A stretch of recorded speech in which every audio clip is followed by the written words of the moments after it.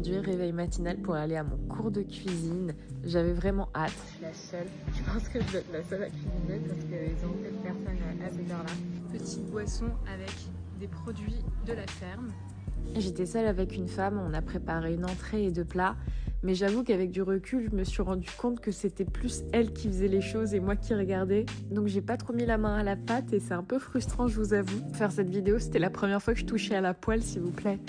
Mais bon, c'était une expérience. Ensuite, je suis allée dans la ferme pour qu'il me montre un peu comment ça se passe. Il me montre toutes les plantes et tout dans la ferme. Il a jeté sa cigarette dedans. Ensuite, là, c'était assez cool. On a battu la terre et j'ai planté toutes les herbes. Donc ça, c'était plutôt marrant et on a bien rigolé. Dans l'ensemble, c'était cool, mais j'aurais préféré cuisiner plus.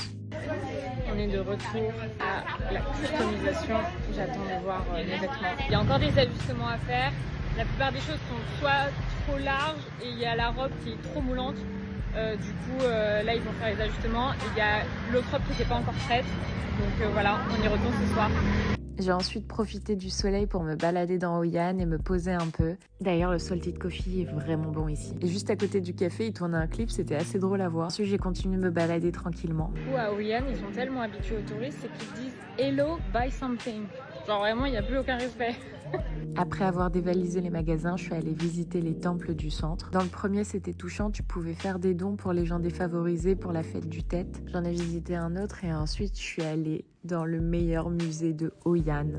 C'est le musée Precious Heritage du photographe Ryan qui est parti à la recherche de toutes les tribus du Vietnam. Il explique ses rencontres avec chaque tribu, comment il a récupéré les costumes. Il y a même un documentaire que tu peux regarder pendant plus de 2 heures là-bas. J'ai passé au moins 3 heures ici. C'est vraiment très bien expliqué et enrichissant. C'est un incontournable à Hoi An. Un gros coup de cœur. Ensuite, je suis allée manger un khao lao.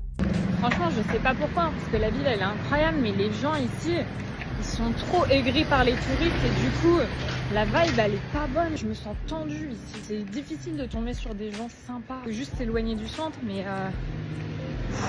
genre, il y a attention dans la villa, quoi. Mais j'avoue que c'est plus dur de se connecter aux gens ici. Je pense que c'était juste une petite accumulation dans la journée de mauvaises expériences, mais en vrai, j'ai aussi rencontré de très belles personnes ici aussi. Allez, bonne nuit.